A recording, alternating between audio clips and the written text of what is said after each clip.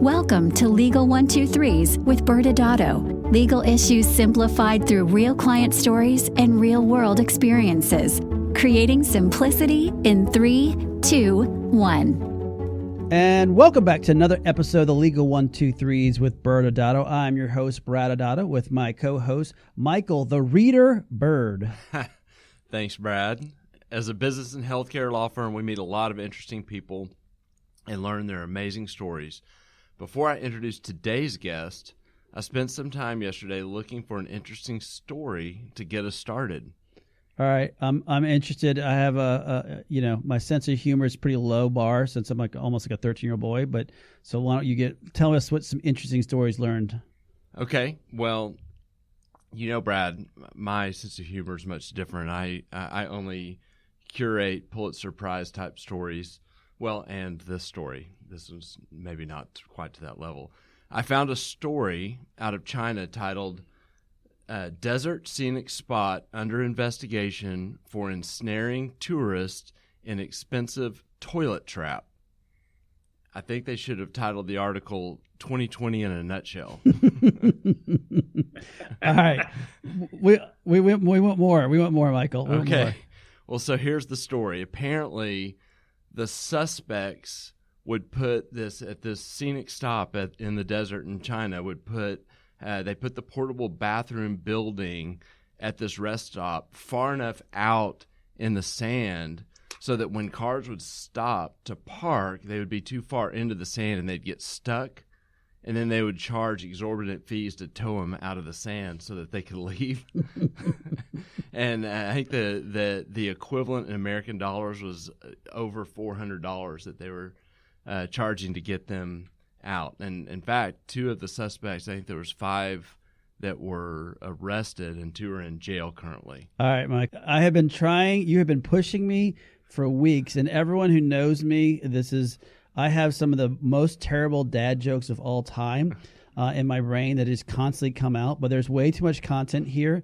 So I guess number 1 was they were arrested for the lavatory larceny, or maybe they went from the outhouse to the big house. Oh, man, I really asked for it. But, of course, my 13-year-old brain really started kicking off in a high gear. But first off, I want to keep our audience, and they stop. If I keep going that direction, I'll probably stop listening. And secondly, I've already embarrassed my family enough, so I'll probably stop there. But, Michael, my only question to you is normally when you give us a little story intake of a story, you do a good job of actually tying the story to our guests. And I'd like to think that you're not just planning to connect the toilet trap to our guest today. Challenge accepted. So 2 parts of this story make me think of our guest. First, our guest has published one of the all-time top 100 books on sales, and I know that he has a better sales strategy than entrapping someone who needs to go to the bathroom. And second, this book has been published in over 12 different languages and has been published in China. So the suspects would have had an opportunity to learn from our guest, Steve Harvill, today. So a brief, formal introduction on some of the trophies on Steve's wall, which are too long to list. We take up the whole podcast on that. The book, which is how we met Steve a few years ago, is 21 Secrets of $1 Million Sellers. He's the founder of the creative consulting firm Creative Ventures. His client base, in addition to ByrdAdatto, which, of course, I think should be at the top of the list. But there's a few others you may have heard of that are maybe a little less familiar, like IBM, General Mills, Wells Fargo, Southwest Airlines, Samsung, JCPenney, Microsoft, Apple, AIA, Zappos, and Alliance. But I think most importantly, you started with the number 1 client, which is ByrdAdatto. So I thought that was a good way to start. Most people have heard of ByrdAdatto listening to this. Very few have heard of IBM. Yeah, true. Clearly. Well, I just want to add one thing, and we'll get to Steve in a second, but I still remember the day I was happening to read in the Dallas Morning News about a book review about this book called 21 Secrets of $1 Million Sellers. I read about the author. It interested me. I ended up buying the book in about 15 pages into it. I liked it so much, I bought the book for Michael. I said, I think you need to read this. And Michael liked it so much, he actually found the author on LinkedIn and said, hey, really, really enjoying your book. The author said, well, I'm up in Dallas sometime. Let's grab breakfast sometime. And fast forward, we ended up grabbing breakfast. It was incredible. It was fun catching up and really learning his story, and then eventually, obviously, working with our firm. So, all because I actually read the newspaper. So I won't make that mistake too often, but it was a good day to read a book review. Awesome. Well, Steve, welcome. Well, thanks for having me. I'm still taking notes on the great idea of getting those people stuck in the sand. It's a closed market idea, highly leverageable, probably can be used in a wide variety of surfaces. I'm in. Awesome. Well, Steve, Steve, our theme this year, as our audience has been hearing, is for the Legal 1-2-3s with ByrdAdatto, is really thinking outside the box. And you have been a successful creator and consultant for many years, but you had never written a book. And based on our breakfast that I was talking about earlier, as you had kind of said, you never really thought about it. You never really aspired to writing a book until the 21 Secrets. So talk about your decision to write a book. And what was your journey like when you went through that experience? Well, I had actually written another smaller book that we did on Amazon Press that was kind of an experiment, but I'd never written anything for a major publisher. And so the most common asked question we would get all the time is, do you have a book? And my answer was always no. And people would always then follow up with the classic why. And I would ask them, I would say, do you know how to write a book? And they would go, no. And I said, well, either do I. And so I never really needed one for any of the business we did or platforms we did.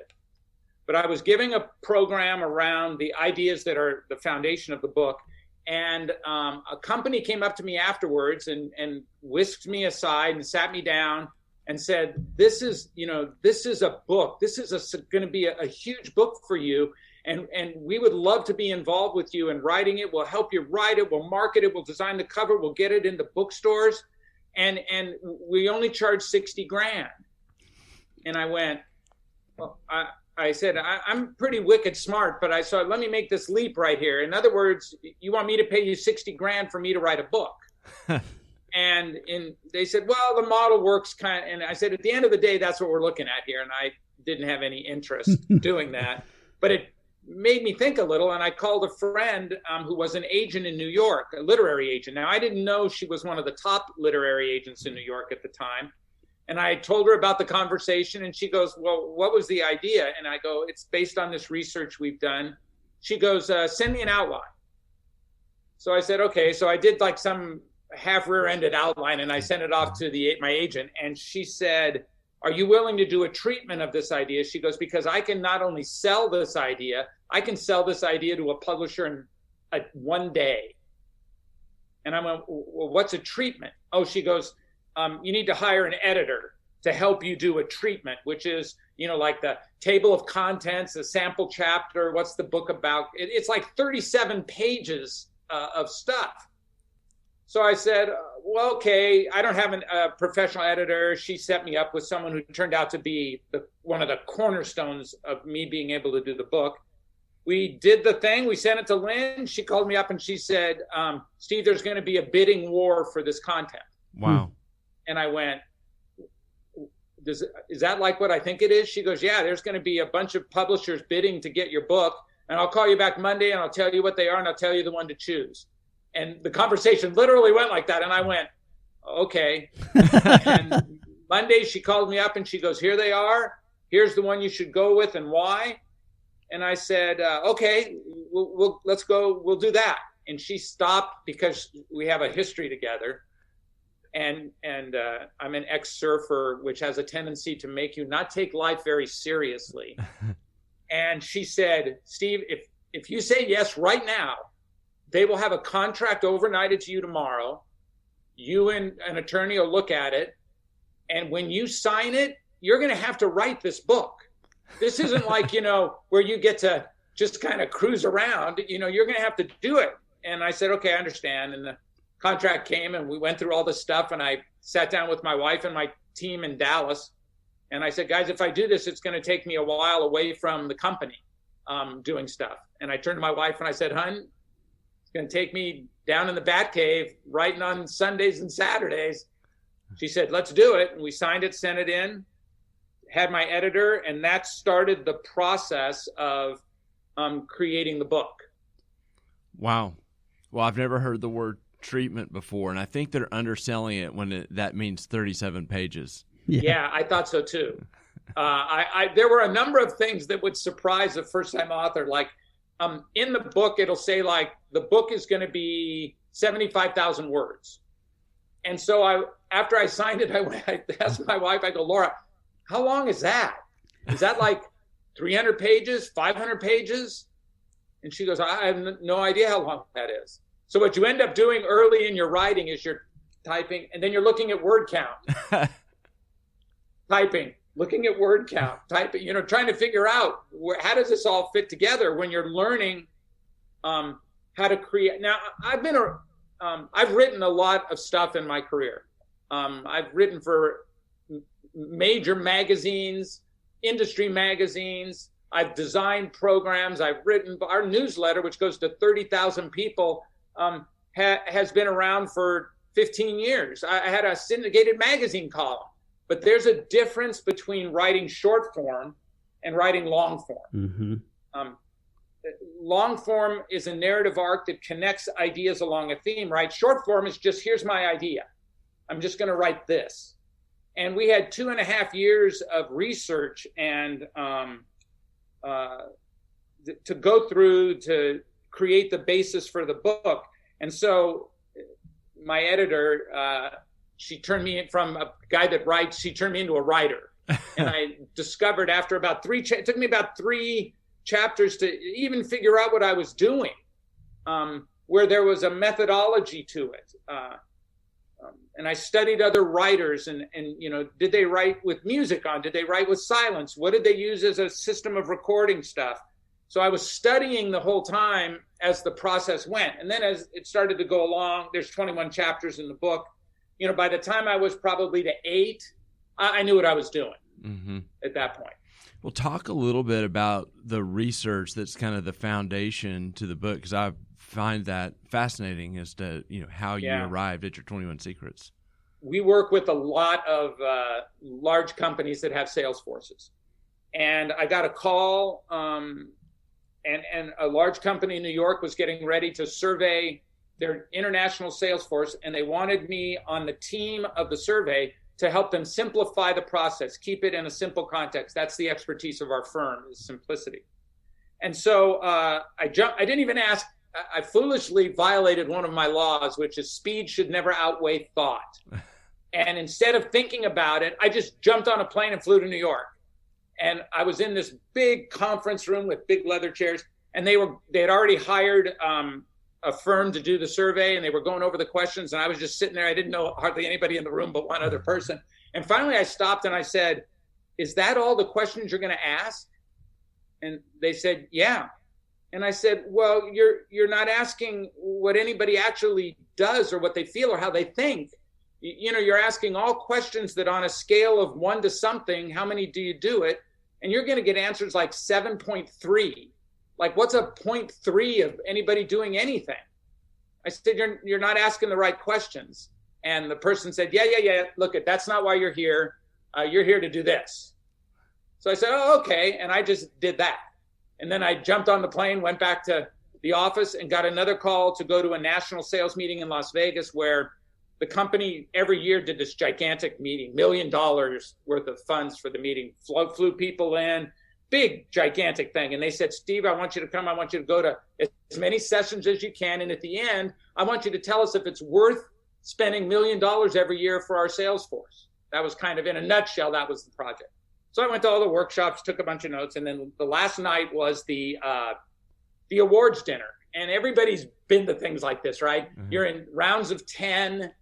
There's a pre-plated cheesecake slice and a pre-plated salad and rolls that are so hard you can't even split them open, and then some kind of a chicken or steak or something is served to you. And all these people were winning awards, and they were getting tons of stuff, crystal stuff and wooden stuff and stuff to hang and stuff for their desk. And then at the end, it came time for the salesperson of the year. And that person got a large bonus. And they had like a Tiger Woods sized check. And they held it up. And when I looked at it, I almost fell out of my chair. It was so large. And I turned to the person sitting next to me, and I go, it was a woman that when I go, how did she win that? And the guy turns to me and goes, she sold more than any of us.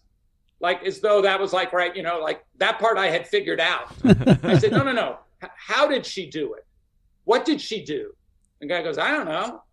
And I asked around the table. Nobody knew, and nobody cared. So as I was flying back to Dallas, I was feverishly sketching the idea that became the book, that I would create the right questions. I would ask only pinnacle performers their answers, only people that were at the top of their field. I would ask them all the same 10 questions. And what I would do is I would look for the patterns in their response. And if I could find patterns that they all shared, things they all did the same no matter what they were selling, I thought I had a pretty good strategic platform. And that's kind of how the study of the book came about. What I loved about that story, besides the passion that you told, was you described something that some people may never see again: a big giant room full of people in a biggest showroom. This was like spouses included. So it was in the grand ballroom. I think it was at the Wynn, or maybe at I can't remember what hotel it was. Yeah. But this is a client that had been a client of ours for a long time. Yeah.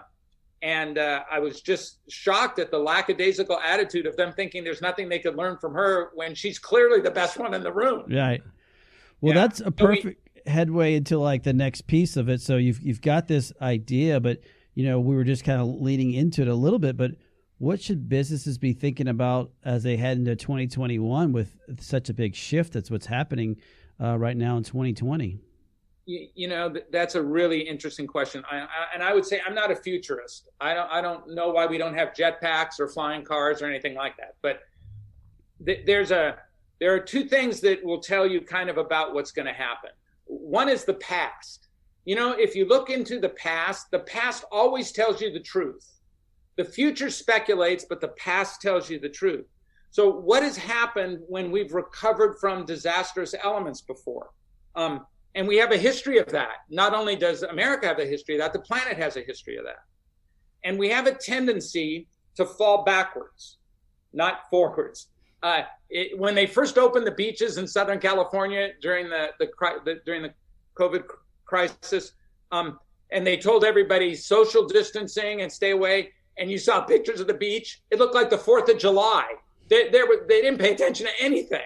And that's because the comfort of the past pulls them back to the way things were, right? Right. So from a sales perspective and from a business perspective, the way things are in this very short blink of an eye in the spectrum of what business is going to cause some significant changes, but it's not going to be everything changing.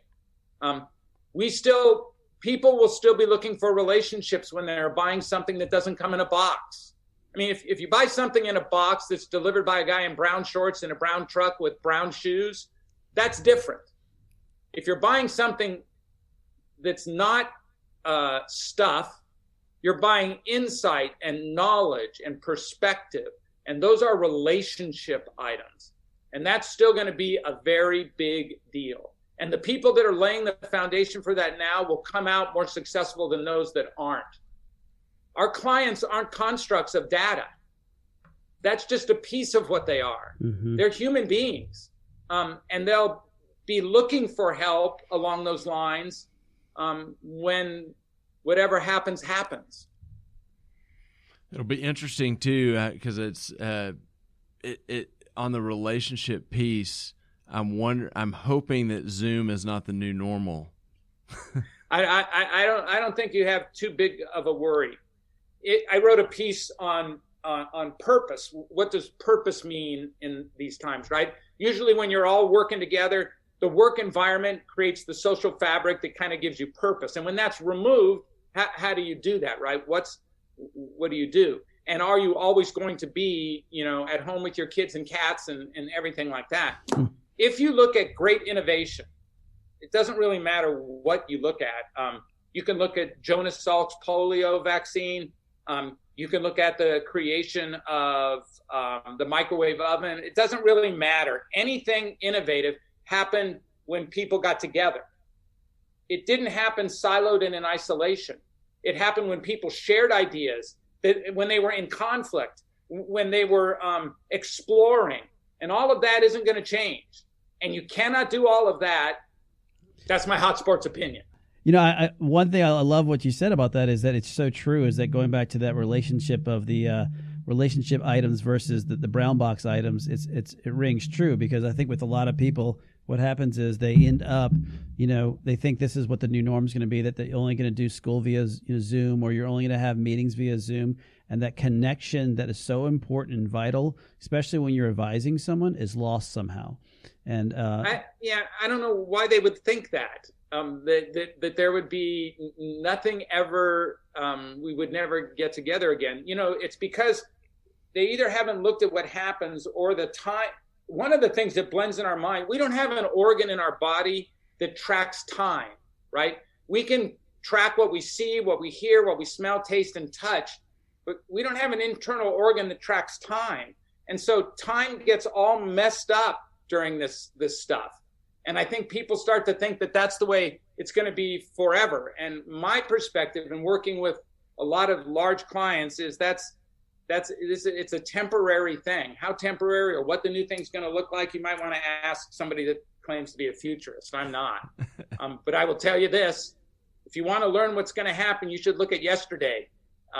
When Bezos started Amazon Plus, he looked at catalog sales and he said, what are the three things everybody has always wanted? Always. Lots of stuff, cheap stuff, get stuff fast. And if you could do all three of those things, you know what you could actually do? You could charge people money to give us money, which is Amazon Prime. I'm going to charge you money so that you will give me money. I mean, I'm sure it sounded crazy when they did it, but it was all based on this idea of what always has worked. What's always been there? What's Bill Gates' famous have we seen this problem before, and what can we learn from it from the past?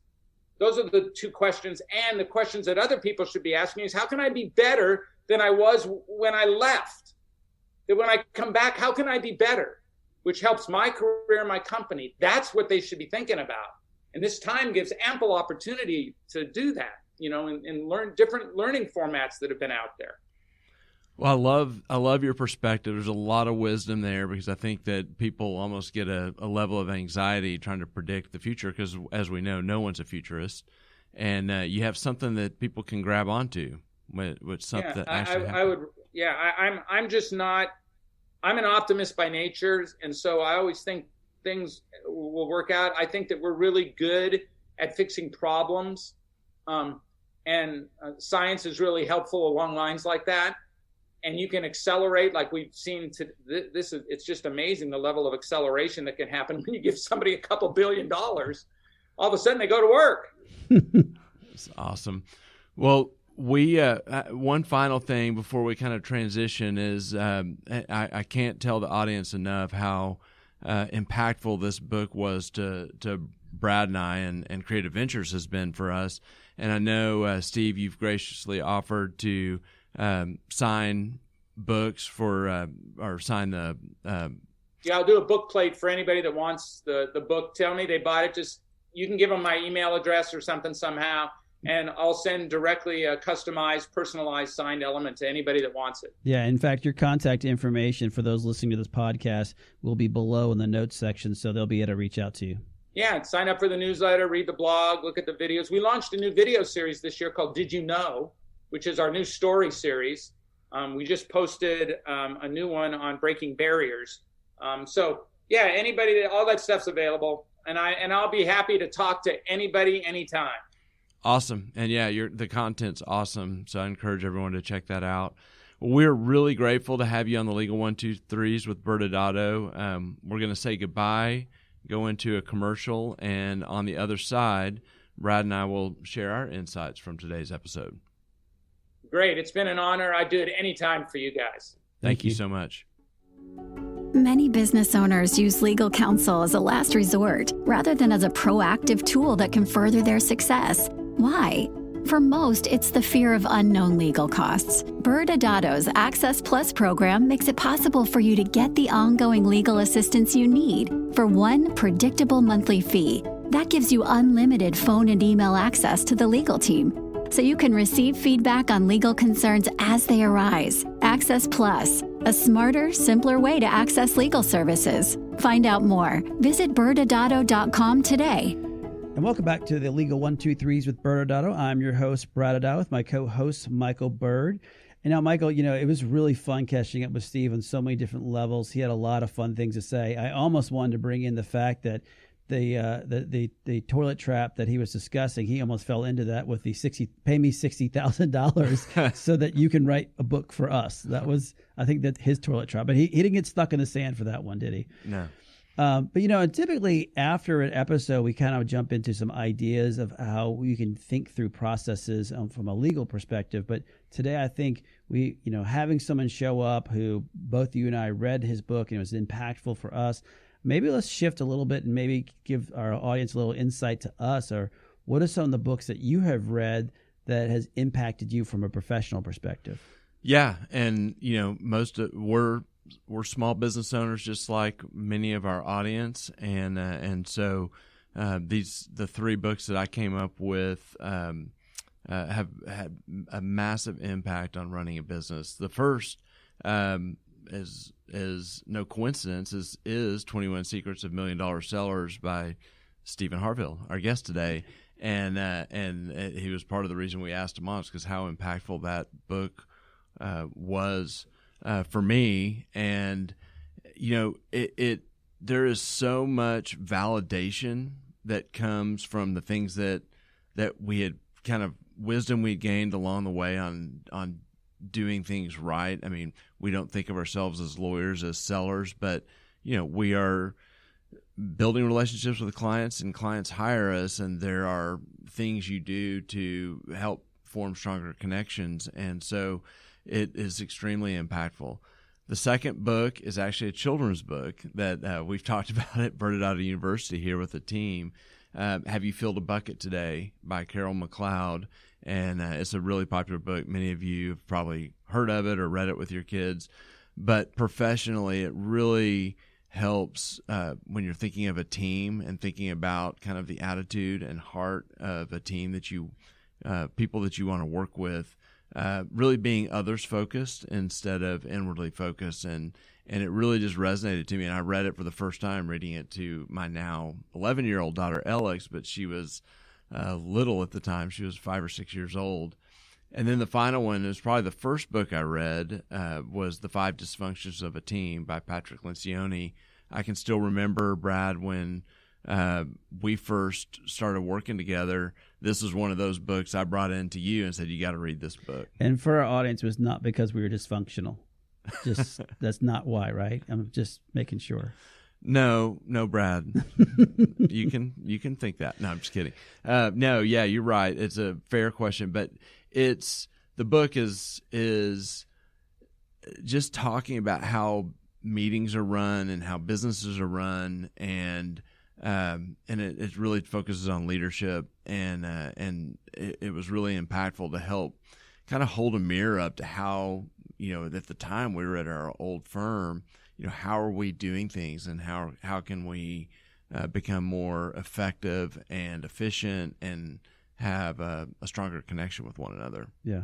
And like you, when it comes to books, I've definitely been someone who really enjoyed Steve's book, 21 Secrets of $1 Million Sellers. It was, I guess, impactful enough, as I've shared before. Not only did I buy it from you, but I bought it for other family members because I liked it so much, because I felt like it really did ring true in a lot of things that, how do you interact with individuals, and it really brought to light things either I could do better or that we were already doing. So I really enjoyed that. Jim Collins has a book out there, Good to Great, which I'm sure people have done hours and hours of podcasts on. But if you haven't read it, I know Michael and I have both read it, and it has a lot of great ways of rethinking how you're running your business. And is it, the concept being, are you running it good, and do you want to run it great? And it really challenges you to rethink a lot of ways in which, from hiring employees and making sure they're in the right spots. Or there's so many factors. I probably could spend an hour talking it alone. And the last book that I brought up is called Extreme Ownership, How U.S. Navy SEALs Lead and Win. And this book was, I had read some reviews on, I was trying to look for another book to read about running a professional business, and it just kept coming up. And yes, as a lot of people know, that I do love my military guys, and I do love the Navy SEALs. I've got a lot of buddies who are SEALs. So I didn't want to just go out and buy it because it was written by SEALs.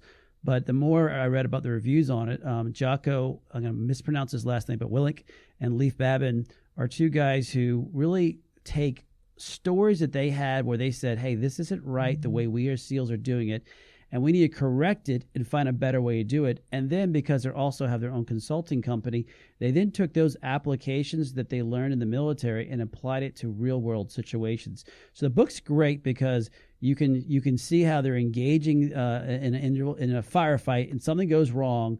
And obviously, in their case, when something goes wrong really poorly in the sense of loss of life or limb.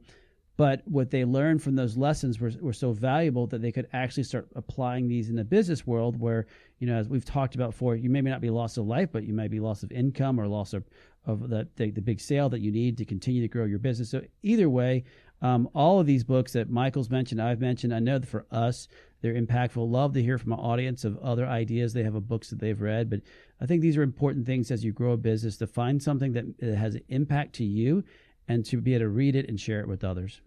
Awesome. Well, I know, Brad, based on when I believe this is going to be released, that I will leave this by saying Merry Christmas and Happy New Year. Yes, and this is and for those who are listening to us and wants to run out and try to grab an idea for a book to give someone, we just gave you at least 5 good ideas.